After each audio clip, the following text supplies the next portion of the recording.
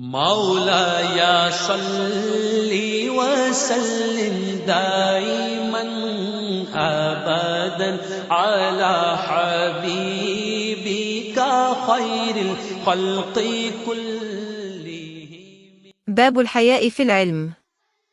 اس بیان میں کہ حصول علم میں شرمانا مناسب نہیں ہے. وقال مجاهد لا يتعلم العلم مستحد ولا مستكبر. وقالت عائشة نعم النساء نساء الأنصار لم يمنعهن الحياء أن يتفقهن في الدين. مجاہد کہتے ہیں کہ متکبر اور شرمانے والا آدمی علم حاصل نہیں کر سکتا. ام المومنین عائشہ رضی اللہ عنہا کا ارشاد ہے کہ انصار کی عورتیں اچھی عورتیں ہیں کہ شرم انہیں دین میں سمجھ پیدا کرنے سے نہیں روکتی.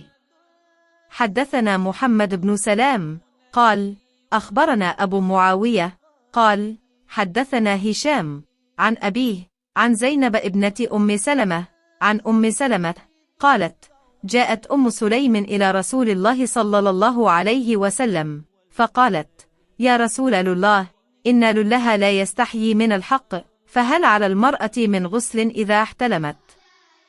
قال النبي صلى الله عليه وسلم إذا رأت الماء فغطت أم سلمة تعني وجهها وقالت يا رسول الله أو تحتلم المرأة؟ قال نعم تربت يمينك فبما يشبهها ولدها.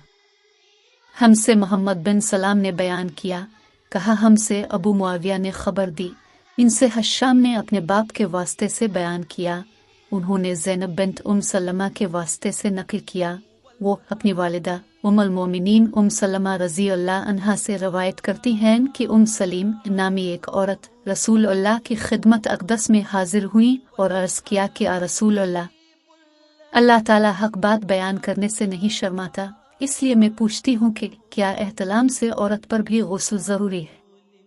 آپ نے فرمایا کہ ہاں، جب عورت پانی دیکھ لے، یعنی کپڑے وغیرہ پر منی کا اثر معلوم ہو.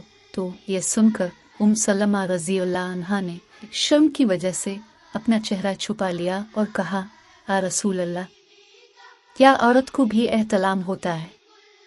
آپ نے فرمایا ہاں. تیرے ہاتھ خاک آلود ہوں، پھر کیوں اس کا بچہ اس کی صورت کے مشابہ ہوتا ہے؟ یعنی یہی اس کے احتلام کا ثبوت ہے.